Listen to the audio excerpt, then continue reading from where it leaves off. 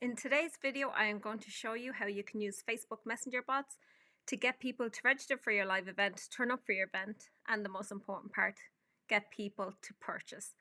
So this is not a how to build tutorial.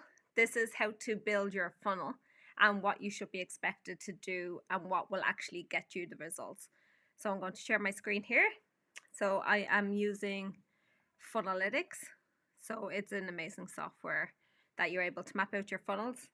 And also when you're actually live with your funnel, it will show you the people moving along your funnel, what your opt-in rates are, what you can kind of expect to pay. But the most important part is, will your funnel actually be profitable?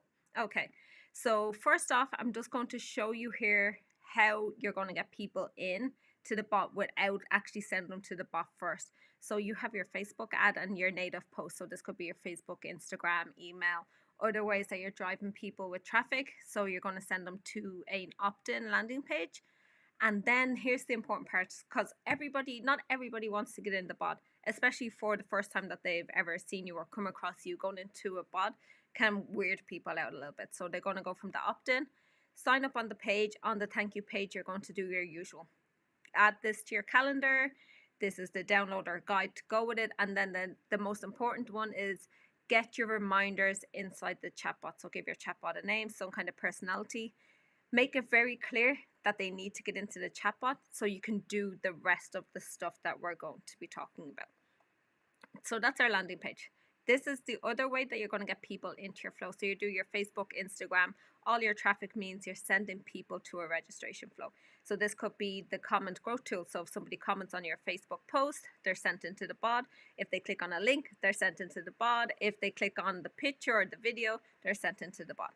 So this is what I like to do. So the registration flow. So this is asking somebody, hey, welcome. We have this event. Would you like to register? Yes, no. When would you like to do it? If you have an event with a few different dates, you're going to have them in there. But the important part is you've got somebody to click, you've paid for them to click. So what I like to do here is to have the reminder flow go. So say 4 hours afterwards, you're like, hey, I seen you were interested in the event. Do you want to still register? Go ahead and click there. Very important to put the date and time again in the reminder flow, because people will actually message you back going, oh, hey, yeah, I actually do. When is it on again? So best to include the information in there so you're not needing human input afterwards. So if they do, they're going to go in and go as a lead. If they don't, you're going to add them to your custom audience. So you're still getting information and keeping people within the whole Facebook wheelhouse, which is super important right now. So we have the person here as a lead.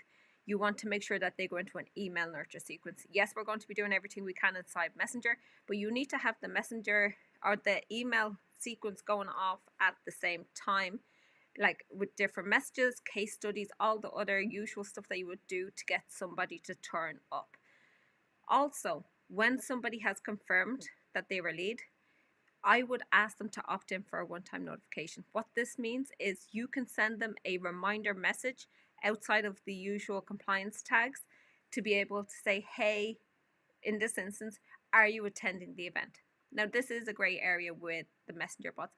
Are you attending the event is kind of falls under the confirmed event reminder that you could use as the tag without asking for the one-time notification. But I like to be safe and make sure that we don't get any warnings and pings on our account. So I like to do a one-time notification. So in this case, we will be saying to them, hey, are you attending?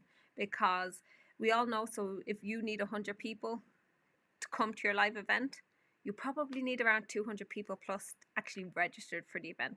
So it's good to be able to say, okay, are you actually going to turn up?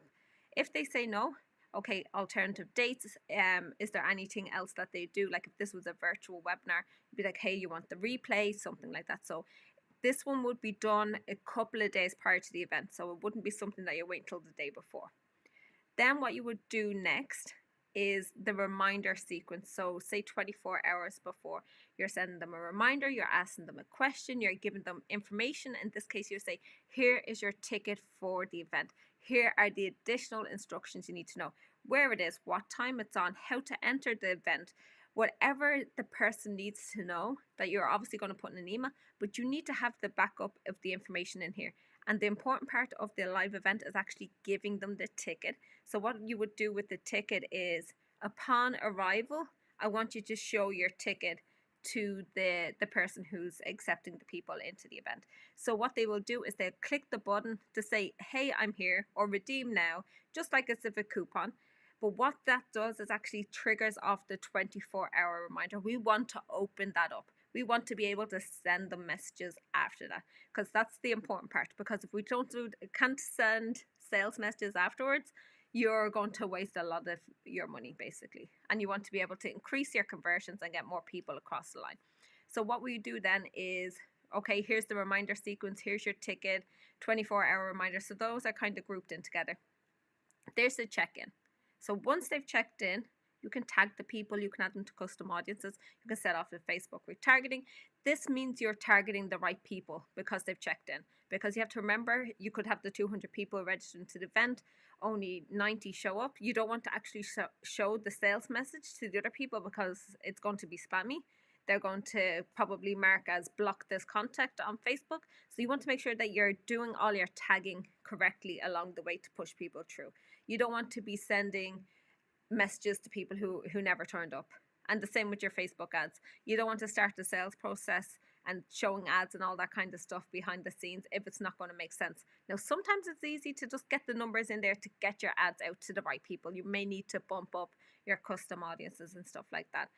But what you want to do is then the sales sequence. So checked in, say our event is from 12 to 5, it's appropriate then to send the sales message at 8 o'clock. So when I say sales message, I don't want anything that's super salesy. I want something that's, thanks for joining us today. Oh my God, we had a blast. What did you think? Let me know, and include a learn more link and an ask a question. So learn more, go learn more about the program, go and talk to us and get somebody on the human side. So the human process is super important. With the human, you know, once you can get somebody into the conversation, you're able to find out what's holding them back, what's stopping them from making the purchase decision. So that's really good. So I like to do, okay, sales message. And if so, do they purchase? If they haven't purchased, let them see the second sales message.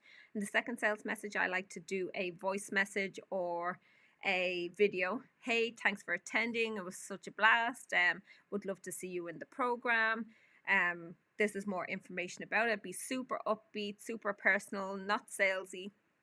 And then be like, oh, hey, if you have any questions, just go ahead, hit reply. And it's me who's going to be replying to you. You want to make sure if it's from a business page that there's somebody out there representing the business and not the business page, because nobody wants to talk to a business page. So there you go. If they sales message, if so, they purchase, we're going to exclude them. And then this is the best part about it. So long as you have over 200 people for your sequence here, you can send them a paid broadcast, which is done through Facebook ads.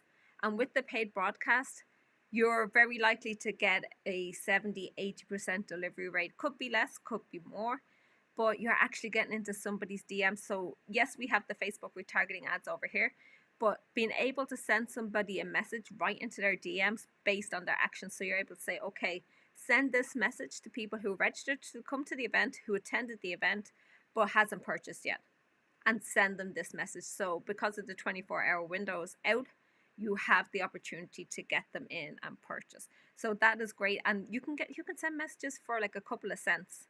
It's a really great way to, because you know your audience, you don't have to rely on them seeing your Facebook retargeting ad. You're in their DMs and they're getting the notification. So that is a great way. And also with your sequence, you should be having your nurture sequence up to the event running, and then your sales sequence on your email after the event running. And no matter what happens, you want to make sure that you are building your custom Facebook audience. So that is what I would use when I'm building out webinars for clients to get people to turn up to events, whether they're live in person or they're live virtual. So if you have any questions about this, go ahead and drop it in the comments. Don't forget to hit the subscribe button so you can learn how to build more funnels to be able to grow your business faster. And again, any questions, pop them in the comments, and I will see you next time. Bye for now.